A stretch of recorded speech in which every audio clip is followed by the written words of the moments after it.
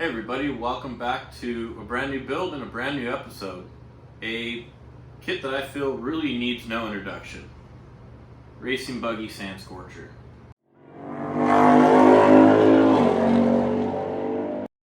So originally came out in 1979. That's mind-boggling to think this kit came out before I was even born, and yet here I am building it and super excited about it. But yeah, these vintage re-releases are some of my absolute favorite RC buggies to build. Even though they don't handle the best, they just look fantastic. Kind of retro handling, bouncing, just a good old-fashioned time, and nothing really beats Tamiya's box art. So we're going to bring you guys in here, do a little bit of modifications. I don't really want to change the buggy too much. I won't be doing box art, even though I think box art is awesome. This is one of the harder bodies, I think, to paint, especially, up here on the hood. And yeah, just a lot of masking and things like that. I'm going a little bit more vintage or retro, so I'll show you guys that here in a second. Maybe some of the upgrades I'm doing, if you want to call them, kind of bring the buggy into the newer generation. Kind of fix some slight handling issues, but really don't want to get too crazy with this one because it's a fantastic build on its own. So like I said, I'll bring you guys in here and we'll take a look and see what we're going to do on this one. I just want to take another look at that box art. Amazing. Just big fat tires, sand tires in the rear. The actual buggy itself is just like a Baja. It's got stupid positive camber in the rear. The front suspension setup in geometry is just like the Volkswagen setups. I think it's just an awesome looking box art, and I think that adds a lot to not only the kit, but to kind of have a really cool box art like that. They definitely sell me on it.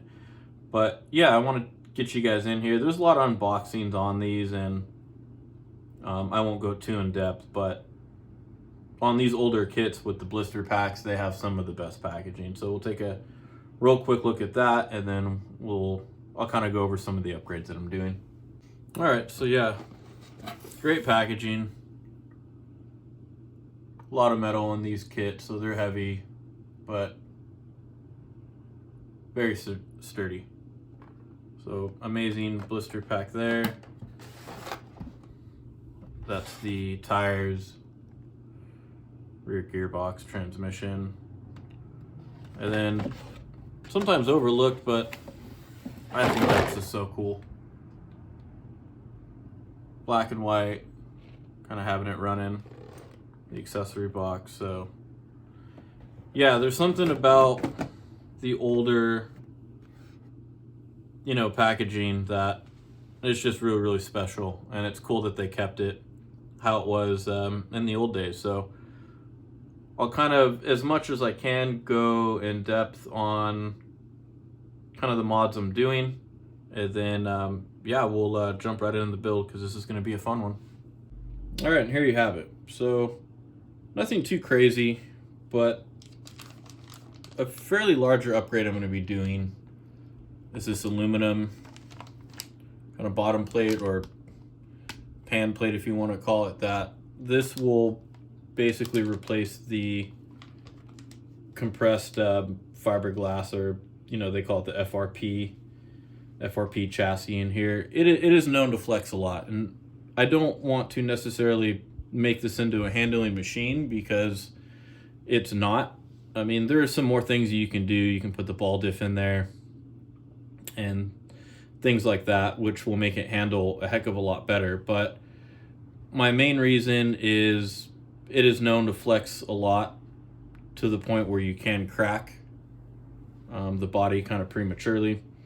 And then I am going to be mounting the servo a little bit different. I'm not going to be going with the stock steering servo setup because it is super limited on your turning radius, and you really can't play with it unless you have a big open area, or you want to back up 50 million times, kind of like that Austin Austin Powers clip where he's in the hallway and he gets stuck and he's just trying to back up to turn around. But yeah, the steering is to be desired on these ones, so this will help me kind of orientate that a little bit different. And once we get to that step, I'll kind of go in depth and show you what I'm doing. It's a pretty simple hack, but you know, it does require some modification depending on how good you want it to look and perform. So yeah, that's kind of one of the first upgrades I'll be doing. This is funny. So I wanted to do a torque tune. The kit comes with 2 different size servos. The smaller, I believe it's like 15. That's a steel or a metal pinion. And then the bigger one, I forget the size. I'll throw it up here. I want to say it's like a 17. That one's aluminum. So I like the steel pinions. As you guys know, they last a heck of a lot longer and don't make a mushy mess and won't wear out as quick as the aluminum ones. But I wanted to also keep, you know, the torque. And again, this thing is not a speed monster. And even though people, I mean, I've seen people run RZ motors and BZ and TZ motors in these, and there's a lot of people that run brushless, and that's just crazy. But the main thing you're fighting against is the gearbox here, and it is a fully enclosed metal gearbox. So you're really just fighting heat on the motor. And so that, I think, to me, not only because of the handling, but that's kind of the limiting factor on, you know, running stupid big motors, fast motors in these is, yeah, it's not going to handle very well, and you're going to create a lot of heat. So I think with the aluminum bottom plate, that's also going to help a lot on cooling. And it's funny because they say use only kit included motor, the Type 540J, which was the original kind of Mabuchi motors that are included in there. So I guess I'm breaking the law. Stop breaking the law, asshole! But like I said, I didn't want to do anything too crazy, but with adding a little bit more weight and running that smaller pinion without having to buy the bigger one in steel, yeah, I want to try this one out with a torque tune. The Fighting Buggy, the Super Champ, I just have the stock 540 motor in that one and stock steering, and for what it is, I think it's plenty fast. Again, I don't want to mess those buggies up too much because they are among my favorite. But the reason why I have this out is this kind of goes with this. So a lot of people end up not running. This, I think, kind of adds to the old school nostalgia. It's even got that yellow kind of hue or tint to the plastic, but its whole thing was to be waterproof and mudproof and dirtproof and pretty much all that. So, you know, you have to run a smaller battery in here, then all your electronics go in here. But I'm not going to be doing that 100%. So what I did want to do is, you'll see, and it'll make a lot more sense, but I do, when you run the servo up front in place of the stock servo saver, you're not able to run this a lot. And like I said, some people end up running this just open, a lot of people don't run it, but I wanted to keep that vintage kind of old school look. So I will end up having to cut this to allow room for the servo, because I do want to keep this on there. I think it, again, it adds to that. And you are limited because you have to run the smaller little battery. I'll throw a picture up here. They want you to run, and they kind of include like a custom little foam piece to keep it in there. But you can run one of the stick batteries. You just have to orientate it differently, kind of get custom on the foam to keep it in place. And then, yeah, you actually still have room to mount the ESC and the receiver. So I will be using this, but again, I'll just have to modify it a little bit for what I'm doing. And then, yeah, heck yeah, super excited. So like I mentioned, this is, I feel this is one of the harder bodies to paint. None of that is decals. You have to mask that all off and paint that. And as cool as it looks in red and blue, or red or blue, I wanted to do something a little bit more old school, vintage, kind of Baja. So I went with these crazy colors. So the Monster Beetle is the same kind of layout as far as the front cutouts. and the side as the Sand Scorcher. I believe the Blitzer Beetle is as well.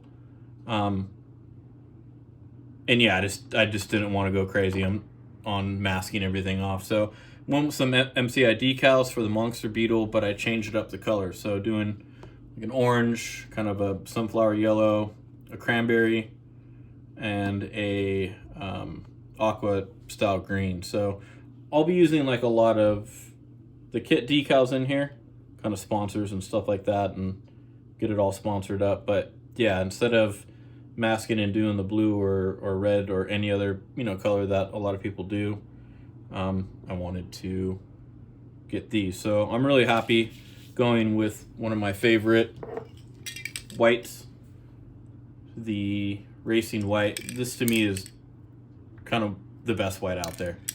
Very reminiscent to like the Grand Prix white, like on the NSXR, like any of the Honda Type R series. Just a super cool old school color. So yeah, it's plastic, so I'll be using the TS7, which is a Racing White. You know me, I'm going to add some flake because it's a Baja retro looking buggy. And then adding those decals, I think is really going to make it stand out. So yeah, extremely excited for this one. I love these style chassis and these builds. They're a lot of fun. So I can't wait to dive into it. So other than that, yeah, I hope you guys enjoyed everything so far and are as excited for some of the kind of crazier mods. And then we'll jump in to a couple time lapses here, and then I'll update you guys along the way.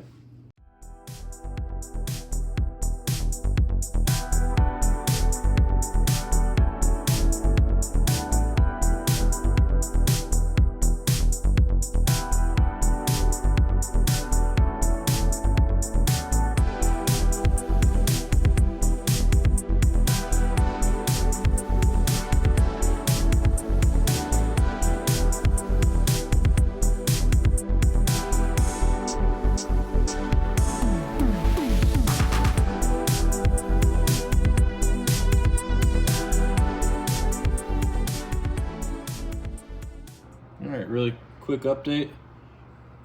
Pretty simple, the gears. Nice brass, that's rare. To me, it really doesn't use brass too much anymore.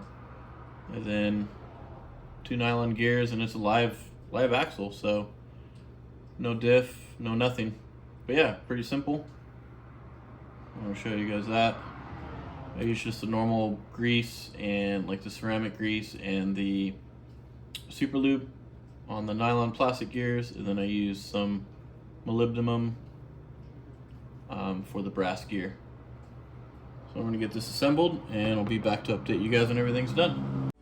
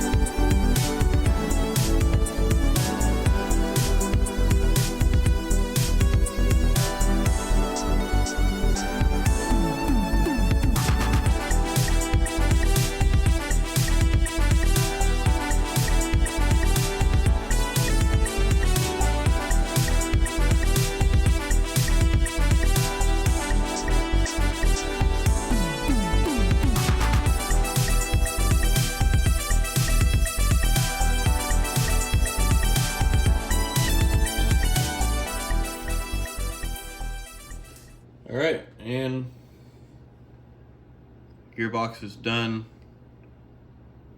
Crazy, the rear suspension are, well, part of it other than the shocks are these bars right here. So once the bottom plate gets put on, those bars compress against it and basically offers your suspension. So yeah, pretty unique, old school, classic design.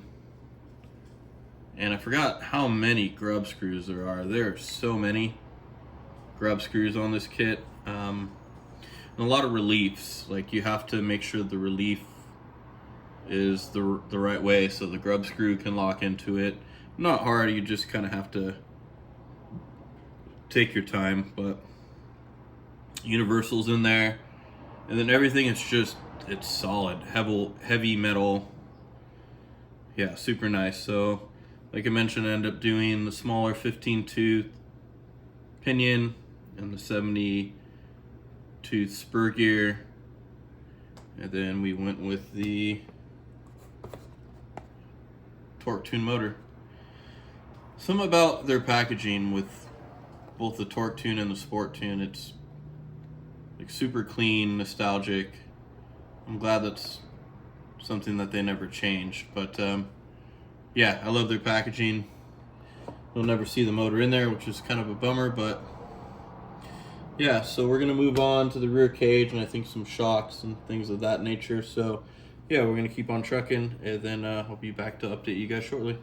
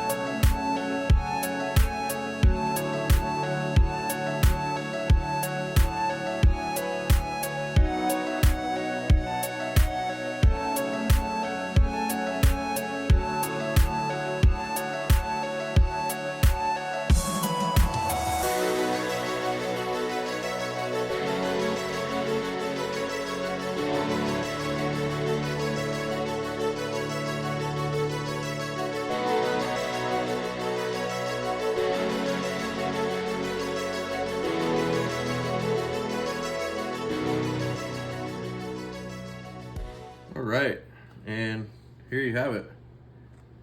Starting to look like a buggy, or Baja Bug or Beetle in this case. Yeah, I got the rear shocks on. For what they are, they actually feel really, really good. Pretty simple design setup. Got the rear cage on, the antenna mount, but yeah, I love these old SRB kits. They're rad. Word of advice on these shocks. The re-releases are a lot better than the original ones, but just don't fill them up. The instructions, there's a little line in there, and you want to actually fill them up just below that line and bleed them really, really good, because that was the main kind of reason that they leaked. But yeah, the re-releases are a lot better than the original ones, but if you build them right, they actually feel really good. And I mean, it actually looks like a real shock. So I love the brass piece and just the aluminum body, and really, really nice. So that'll wrap it up for episode 1, or build 1. We actually get to move on to some pretty exciting stuff. The aluminum bottom plate, and kind of changing the steering like I mentioned, and getting more steering out of it, and doing some modifications. So yeah, I can't wait for that one, and I'll take you guys along and update you and give you the best information I can on how to get that done. But as always, if you guys are not outside playing with the RC cars, get them off the shelf, dust them off, play with them, get them dirty. That's what they're made for. And thank you everybody for tuning in, and we'll catch you guys on the next one.